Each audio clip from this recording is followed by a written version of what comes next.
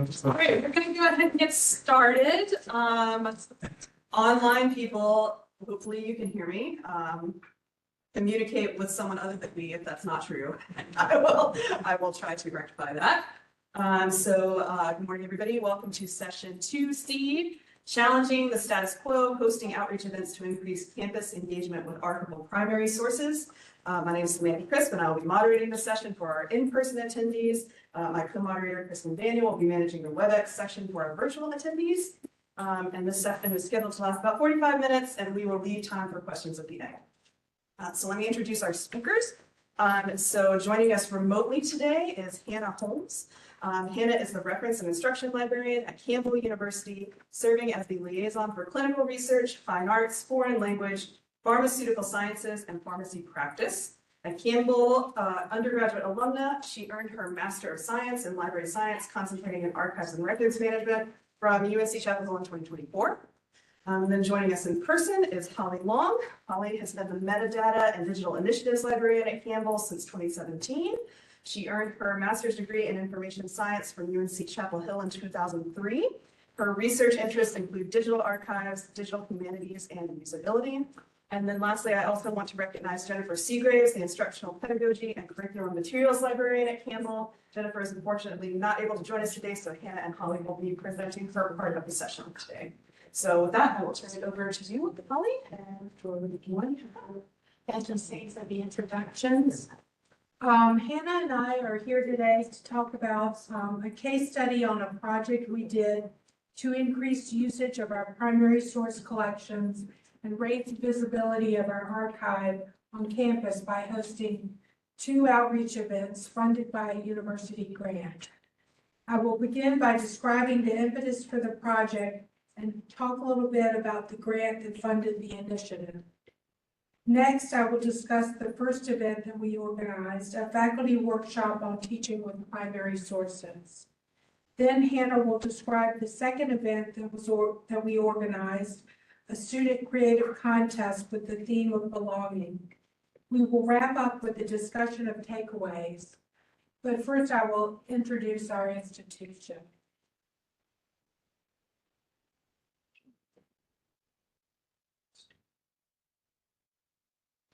Founded in 1887, Campbell University is a Christian university whose main campus is located in Harnett County, about 30 miles south of Raleigh. We serve approximately 5,000 students across 4 campuses, with a faculty numbering around 380. Campbell's library system consists of a law library, a medical library, and a main library where the archives are housed.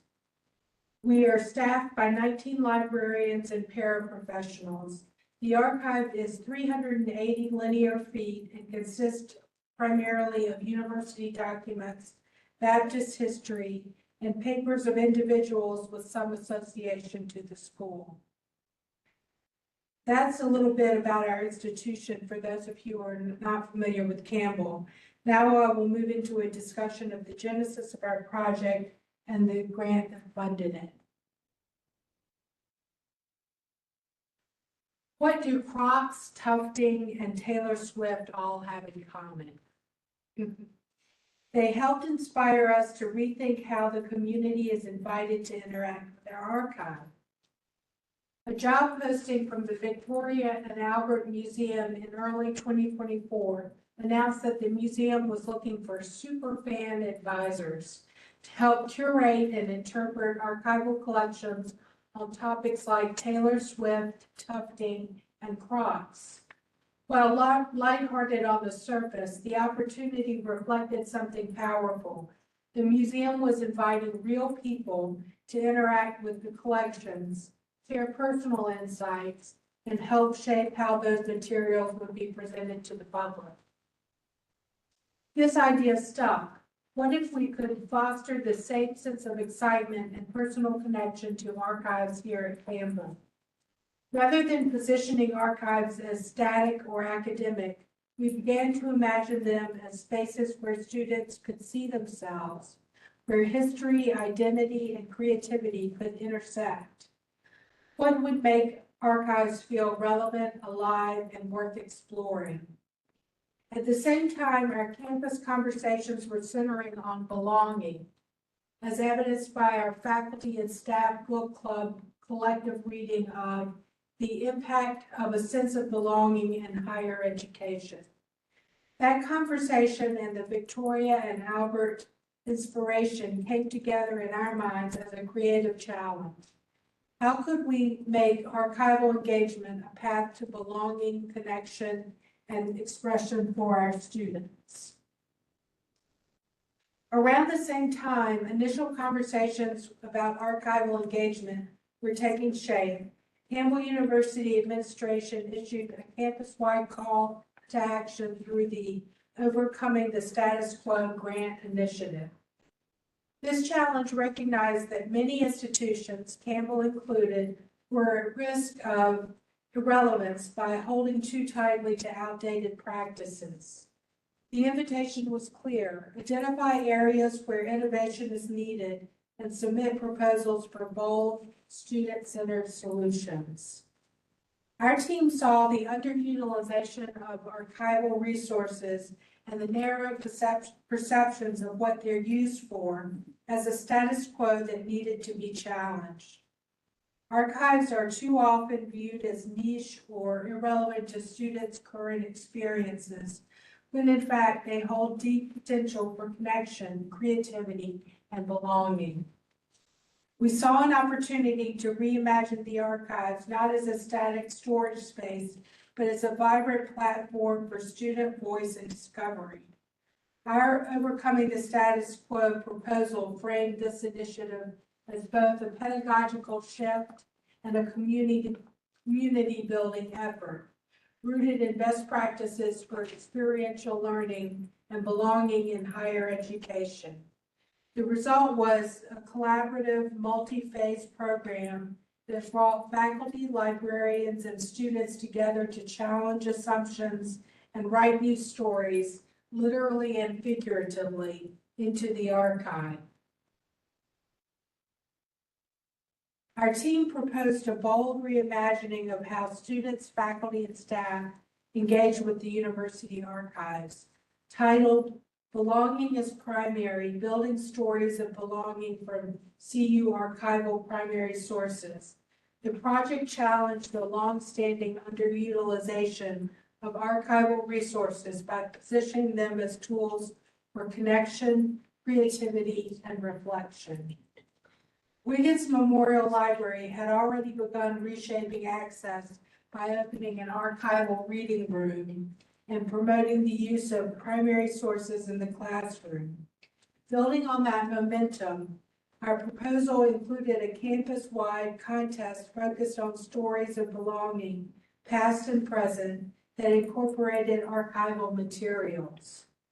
Participants would be invited to submit narratives or creative works that drew from the university archival holdings, with top entries receiving cash prizes and publication in the digital archive. To support engagement and increase primary source usage in the classroom, we proposed a faculty primary source bootcamp, offering participants guided archival exploration, tools and techniques for incorporating primary sources in the classroom, and collaborative support. Faculty and staff received a stipend for their time, helping to foster cross-campus investment in archives as a living resource. Rooted in best practice for experiential learning, inclusion, and critical inquiry, the initiative directed support multiple priorities in the Campbell University strategic plan, most notably enhancing teaching excellence, expanding research opportunities, and cultivating a stronger sense of belonging. The proposal was intentionally designed to be low cost but high impact, relying on existing library expertise and modest funding to drive community-wide participation and awareness. The Faculty Primary Source Bootcamp was the first in our two-pronged strategy for increased awareness and use of the archives on campus. We've planned the workshop for the fall of 2024 to give faculty time to incorporate the contest into their courses for the spring semester. The goals of the boot camp were to train interested faculty in strategies for incorporating archival primary sources in the classroom, and to encourage faculty to add primary source assignments to their spring classes, which would feed entries into our creative contest. Officially, the learning objectives for the workshop were: become familiar with the archival collections and other available primary sources, be able to implement at least one new technique for incorporating primary sources in the classroom, and recall details of the essay contest sufficiently to promote it to students and/or incorporate it into classroom assignments. During the grant writing phase, we considered the idea of opening the primary source bootcamp to all students, faculty, and staff for maximum reach, but in the end decided that it would be too difficult to tailor the content to two different levels of expertise. So we aimed the boot camp for faculty and staff and offered a workshop for students in the spring. Hannah will discuss that workshop in the second half of our presentation, but I would just like to mention that we have continued holding training sessions for students, most recently for pre-service teachers and an exercise science class. Both sessions were opportunities to increase student awareness and use of the archive. Planning for the boot camp involved reading widely on the topic. The most helpful were these seen on this slide. Body et al. Provided a compendium of detailed lesson plans for GLAM professionals to use in archival primary source instruction. The lesson plans are aimed at different educational levels and make use of a variety of primary source types, including photographs, illuminated manuscripts, legal records, and artist books. I thought I might use one of the lesson plans as a hands-on activity with the faculty, but found that they were too long to employ in this situation. However, I did provide a sample lesson plan from the book in their handouts. Teaching with Primary Sources by Prom and Hinchliff was an interesting read divided into 3 modules. The first section laid the groundwork for a theoretical framework of archival literacy. The second section is a manual on how to implement instructional services. The final section covers important topics such as how to select materials and how much contextual information is needed before students can effectively work with primary sources. This section also includes sample lesson plans and tools that instructors can modify for use in their classrooms. This book provided the theoretical framework for the workshop content. SAA's guidelines is a succinct report outlining 22 learning objectives for primary source literacy, divided into 5 categories. I list a few of the learning objectives here for illustrative purposes. If you haven't seen this publication yet, I highly recommend reading it. It's a great tool for shaping an archival instruction program. Ithaca SNR's report, Teaching with Primary Sources, looking at the support needs of instructors, was extremely interesting. Ithaca brought together research teams from universities across the U.S. and UK to interview 337 faculty on their use of primary sources in the classroom.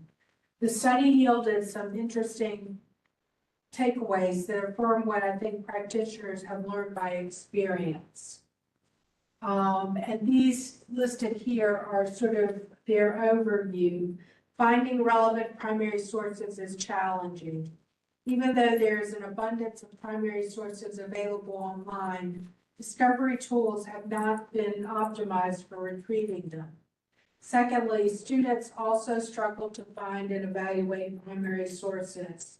Students lack familiarity with search tools and strategies and don't have the training necessary to evaluate the sources they did find.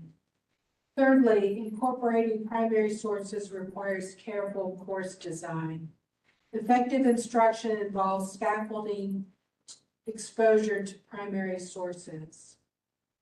Fourthly, there is value to providing both physical and digital sources. Experiencing both primary sources in their original physical form often inspires students' curiosity, but digital sources expands access to library collections. And finally, collaboration is key. Collaboration between faculty and archivists brings to the table all the skill sets needed for effective primary source instruction. After doing this background reading, we developed an outline for the 3-hour workshop. To lay the groundwork, we described the impetus for applying for the Challenging Status Quo grant. We also discussed our plans for the Belonging as Primary Creative Contest, which Hannah will describe shortly. Related to this, we talked about how the campus-wide Belonging Initiative tied into the contest and primary source work more generally. Perhaps the most successful part of the introduction was the icebreaker activity in which we asked the faculty, what was your first experience with a primary source in the academic setting or perhaps a different setting? What feelings came up? Just to mention a couple of examples, one English professor visited an archive to read letters by his literary hero as a graduate student. He mentioned being awestruck by the encounter, knowing that the author had penned these letters and touched them with his own hands. A Christian studies faculty mentioned his childhood fascination with his grandfather's World War I uniform and gas mask. I think this experience was a powerful way to remind faculty how primary sources can be a great tool for inspiring student curiosity. We also heard from one faculty member who had done significant archival research on our founding president. His stories reminded us that everyone, students, archivists, and faculty, bring knowledge and skills to the table. The second part of the workshop was titled Exploring Our Archival and Primary Source Collections. We kicked off this section of the workshop with a primer on archival etiquette and a reminder of how faculty can access and request materials from the archives. Then we divided the class into 2 groups. One group toured the physical archives, while the other group got a virtual tour of our digitized collections, as well as other online sources for primary sources. After half an hour, the group switched to get the other tour. We closed out this part of the workshop with a reflection where faculty could talk about their impressions and ask additional questions. The third and final segment of the workshop involved a lecture as well as a hands-on exercise to try out 2 different classroom exercises with primary sources. When we reached this point in the schedule, we were running short on time and opted to forego the lecture in favor of the hands-on exercises. If we offer this workshop again in the future, we would likely set aside 4 hours to accommodate all the content and activities we wanted to cover. We would have covered the theoretical underpinnings of primary source literacy and tips for selecting sources, as well as tools and techniques for using primary sources in the classroom. The SAA and CRL Rare Books and Manuscripts section define primary source literacy as the combination of knowledge, skills, and abilities necessary to effectively find, interpret, evaluate, and ethically use primary sources within specific disciplinary contexts in order to create new knowledge or to revise existing understandings. In order to achieve primary source literacy, domain knowledge must be present to understand the context and significance of the sources. Students must also have archival literacy, which is the set of skills necessary for interacting with an archive in order to work with primary sources. Many students don't know what an archive is exactly or how to go about requesting material and working with archival tools like finding aids. Incorporating primary sources into the classroom is an active learning strategy. Research has shown that students retain information better when they encounter cognitive dissonance and must struggle to fit information into a framework.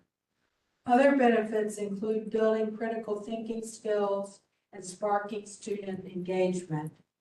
Primary sources also help students to solidify their understanding of the contextual materials that they read in secondary sources or hear in class lectures. Furthermore, primary sources can serve as excellent prompts for creative writing endeavors like writing poetry or making art. In one of the articles I read in preparation for the workshop, an instructor described his first attempt at designing primary source exercise for students.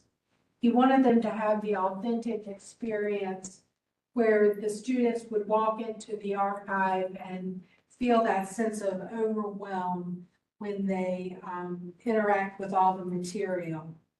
Needless to say, it wasn't a very productive experience, and he later redesigned it, aiming for what he called manageable overwhelm.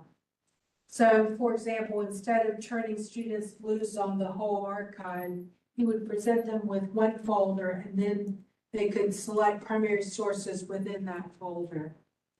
Some general pointers on selecting sources: choose documents that are accessible. The more explanation that is required, the more it sets up an expectation that will be a passive learning experience. Sources should provoke cognitive dissonance, engage feelings as well as the intellect, relate to hot topics, and draw on existing domain knowledge. Many articles on the topic of teaching with primary sources recommend using worksheets to help students. I was skeptical of this approach at first. I thought it might be too formulaic and reduce the learning experience. However, we held an open house for which we offered a scavenger hunt, and the list of questions really helped to focus people's attention on the details of the primary sources and really study them. So worksheets are a good idea. And we provided the workshop attendees with a National Archives worksheet that focused on understanding perspective. It breaks the process of analyzing a primary source down into 4 tasks: meet the primary source, observe its parts, try to make sense of it, and use it as historical evidence. A related activity is called the match game, where students break up into pairs and circulate around primary sources. They are given a list of topics and are expected to match documents to topics. This game works best when the students are working with nuanced primary sources that fit multiple topics categories. Another simple but effective approach is to have students ask questions about the document. When forced to slow down and challenge their first impressions of the document, it gives students the opportunity to consider layered meaning in the document. It also helps students to feel more comfortable with not having the answers immediately. You can gamify the experience by asking how many questions can you come up with in 15 minutes. As the day closed out, we had the participants break up into 2 groups. One group did an activity called This Day in History. We gave them a date, December 7th, 1941. Anybody remember what happened on that day? The bombing of Pearl Harbor.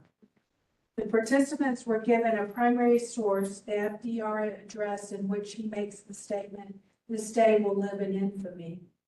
Then they also got school newspapers from the period.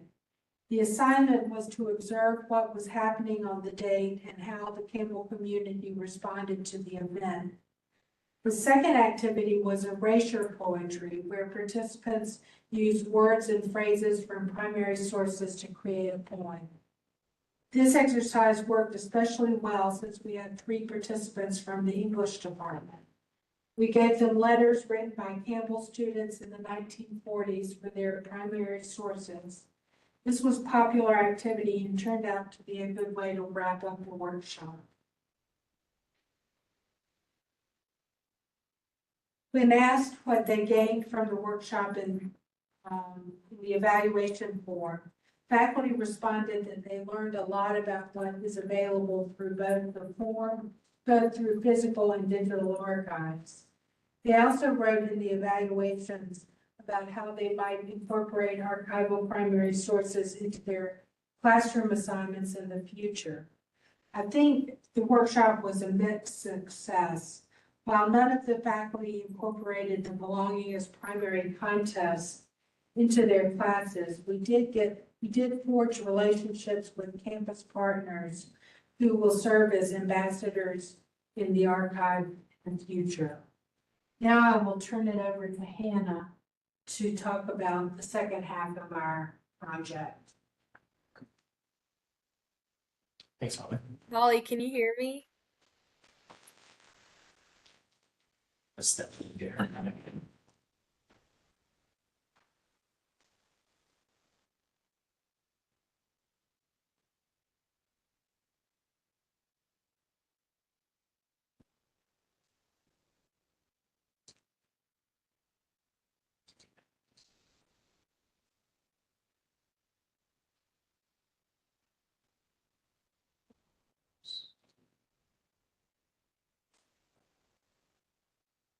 Hey, Hannah, can you go ahead and share your screen? Yeah, let me get that going.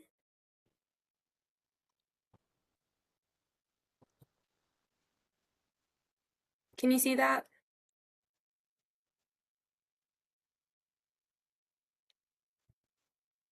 And can you go ahead and try and give us a little test so we can check your volume and see if it's working? Yeah, can you hear me? Okay. We don't hear sound from you right now, so give us 1 second.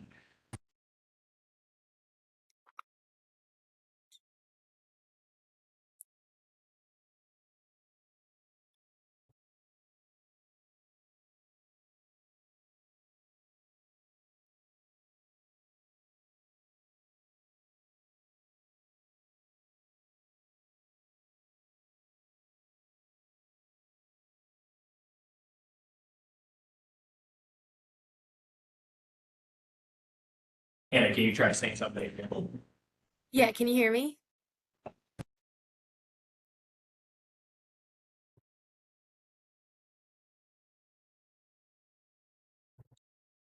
Hello, hello, can you hear me?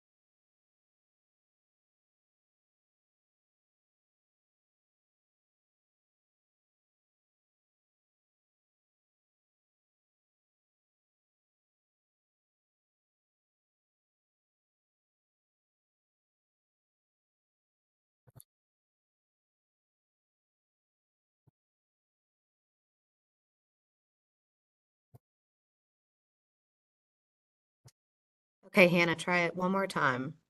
All right, hello, can you hear me? Hello, hello. To do.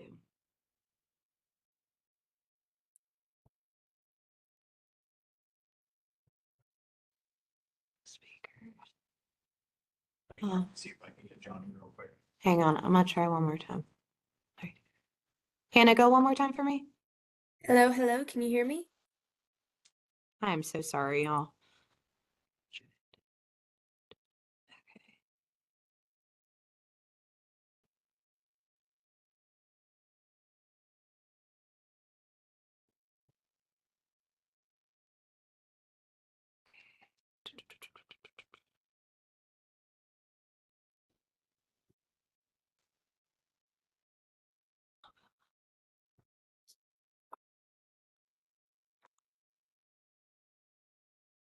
Not follows. Looks like you might have, is it audio muted? I'm sorry. I No, should- no, that's okay. Yeah, it's just.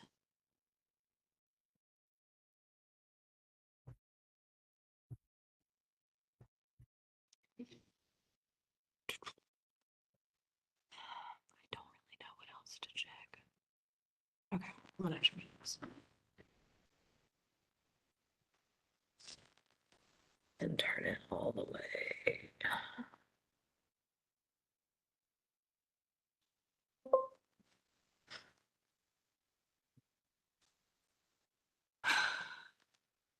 Expand. What was I saying? Everything was working. I know.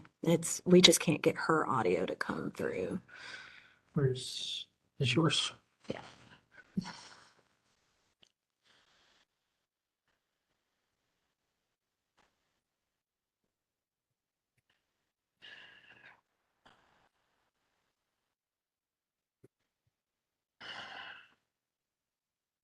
And Hannah is sharing first study. Hannah, when you click share, can you click share computer audio? Yeah, let me click and see.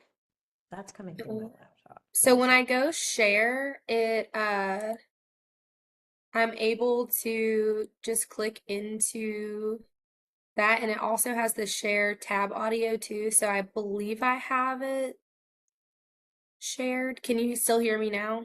Yes, but Can y'all hear her okay ish? yeah, you may just have to do Yeah. that. It'll still record.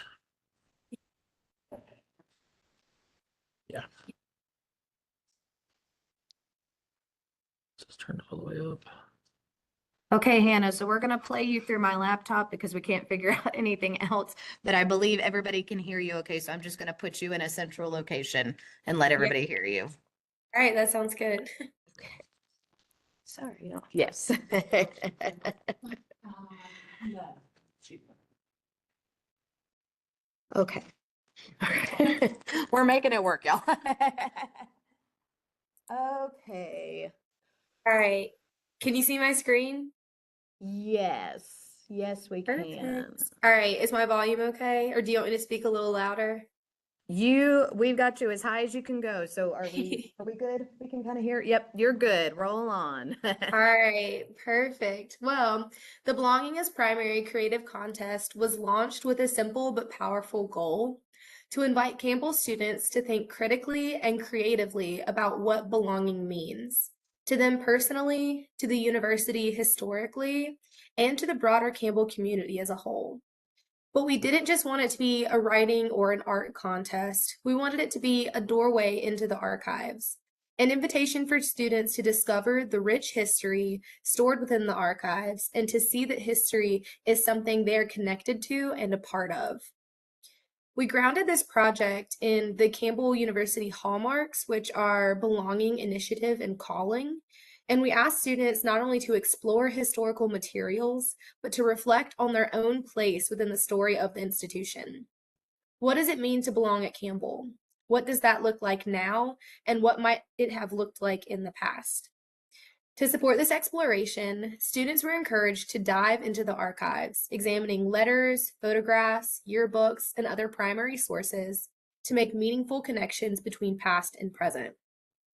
Faculty were also invited to help support this effort by incorporating the contest into class assignments, offering extra credit, and promoting it within their departments.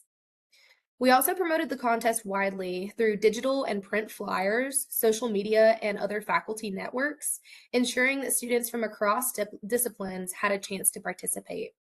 We intentionally left the submission format open. Students could write essays, poems, submit creative drawings or collages, or express themselves however they felt most called to, as long as they engaged with at least one primary source from our archive. We also encourage the use of outside digital repositories like the Library of Congress and the Digital Public Library of America to broaden the context and reach of their research.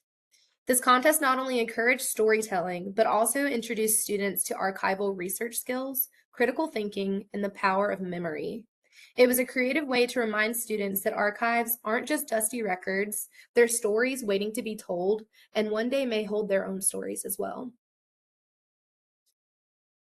So in February, we hosted an interactive workshop designed to introduce students to Campbell's archival materials and inspire participation in the creative contest. This event was intentionally structured to be a hands-on, welcoming, and creatively stimulating, providing students with both resources and support to start engaging with those primary sources in meaningful ways. Students were invited into our archival reading room to handle archival materials, including photographs, letters, yearbooks, and other artifacts. With the guidance of librarians, they learned how to explore those materials thoughtfully and respectfully, gaining insight into both content and proper handling techniques. For many, it was their first time encountering archives as living, usable resources rather than distant historical records.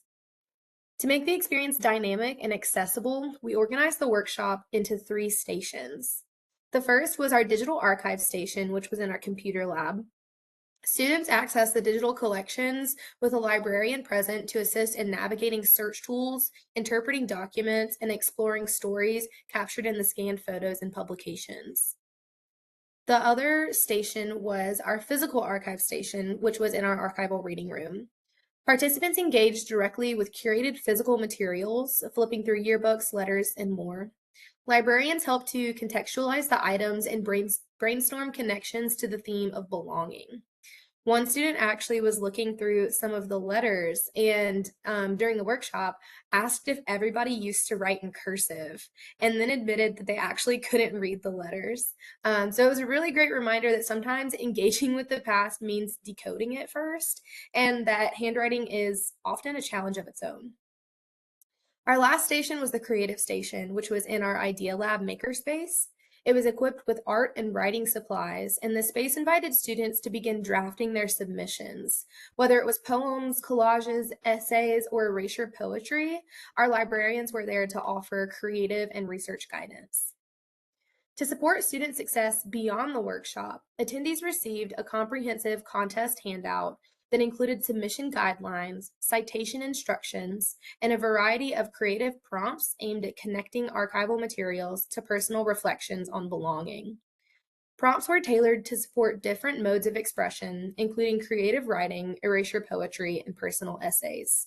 There was also free pizza, away from the archival materials, of course, which added to the welcoming, casual atmosphere and encouraged drop-in participation. This event wasn't just an orientation to the archives, it was a carefully crafted invitation for students to see themselves as a part of the ongoing story of Campbell. So the contest drew in 6 unique and deeply thoughtful submissions: 2 poems, 2 essays, 1 drawing, and 1 collage. What stood out immediately was how personal each interpretation of belonging was. Each student brought their own experiences, identities, and voices into the work. And every submission was grounded in primary sources, either from our own archive or other repositories, showing a wide range of approaches to engaging with the past. So our contest winner was Mr. Michael McCoy. He submitted a profoundly moving essay from inside the Sampson Correctional Facility, where he's a student in Campbell's Second Chance Initiative. Michael explored the duality of identity, both being a prisoner and a student, and how showing up for oneself and for others becomes a radical act of belonging. He used digital archive articles that mentioned the professors who visit the facility to teach in person, which helped him to reflect on how education connects him to a wider academic community, even from inside a prison. So because of Michael's incarceration, he wasn't able to receive the prize money directly. Instead, he selected books from an approved list, and those titles were added to the Sampson Library with custom book plates recognizing his achievement. It was a meaningful way to both honor his contribution and enrich the learning environment of his peers. Our runner-up, Madison Main, is a student assistant in the library. In her submission, a collage and a short essay, she reflected on how books and archives have always given her a sense of stability and identity, especially in times when connecting with others has been difficult. Madison used a mix of historical letters, documents, and photographs from the archives to build a visual and narrative piece that demonstrated how the past can be a source of comfort and belonging. Eliza Lewis, who received honorable mention, blended archival research with personal storytelling in a beautiful way. She took a photo from the archive, one showing students together on campus, and wove it into a reflection on friendship, identity, and performance. She linked that moment in the past with her own recent musical performance of For Good from Wicked at the 15th Annual Academic Symposium, emphasizing how the relationships we form can define our sense of place and purpose. What these submissions showed us, beyond their creativity and quality, was just how powerful archival engagement can be. Archives aren't just about dates and facts. When students interact with primary sources, whether by holding an old letter, zooming in on a photograph, or repurposing historical text into poetry, they begin to see themselves in the story. It fosters empathy, creativity, and self-discovery. Through this contest, students weren't just analyzing the past, they were claiming a place within it. They were thinking critically about what they were seeing, interpreting it through their own lens, and in doing so, contributing to the larger story of Campbell. That's the power of archives, and that's the kind of engagement we hope to continue cultivating. We invite you to view the submissions in the digital archive linked within the Google Drive with our presentation materials. I really encourage you to read Michael's essay. It was profoundly moving. And so here are a few examples of some of the primary sources that the students used in their submissions. So this one, the larger piece in the middle is from Madison's collage that she created. The picture to the right of that of the women on campus is from Eliza Lewis, and the bottom three are from Michael McCoy and what he used from old articles that referenced his professors. So some of our takeaways from this entire event: the Belonging is Primary initiative revealed important strategies for engaging students, faculty, and staff with archives in meaningful and lasting ways. So belonging is deeply personal and can't be defined by a single experience. By allowing students to interpret the theme openly, the project fostered authentic, diverse expressions of connection. Faculty emerged as essential allies. When instructors understood the value of archives, especially through their own experience, they became strong advocates, enhancing student interest and building a foundation for future endeavors. Hands-on access to archival materials proved critical. Tactile experiences helped students form emotional and intellectual connections, bringing the past to life in a way no lecture could. Faculty also connected not only to Campbell's past, but also to their own, remembering their personal experiences with primary sources. To support learning, simple tools like structured handouts, research prompts, and curated source sets helped guide and focus attention, especially for first-time archival users. And finally, collaboration was key. Partnering across departments and roles not only expanded the project's reach, but also made the process more dynamic, creative, and joyful. It's also important to work with people you enjoy and who may not get the opportunity to work with often. Together, these insights point to a model for archival engagement that is inclusive, interdisciplinary, and grounded in real human connection. So how else can we engage our communities with archives? This is the question that's guided our work and one that we continue to ask. Our experiences with the Belonging is Primary initiative taught us that storytelling is foundational. When people encounter archives as sources of living stories they can see themselves in, they begin to feel not only more connected to the past, but more rooted in the present. Archives become spaces of belonging, identity, and reflection. But lasting engagement goes beyond events or contests. It's built through relationships, not just programs. Faculty may not immediately see the value of archives until they're invited to reflect on their own experiences. Students may not wander into the reading room, but they'll show up when we create relevant, creative, and welcoming entry points. We also learn the power of meaningful hands-on experiences. Physical interaction, holding documents, seeing familiar names, flipping through a yearbook can create moments of curiosity and personal connection that no amount of explanation can match. So how else can we do this? How can we continue to make archives more visible, more personal, more integrated into the life of our institutions and communities? We offer our reflections and we extend that question to you.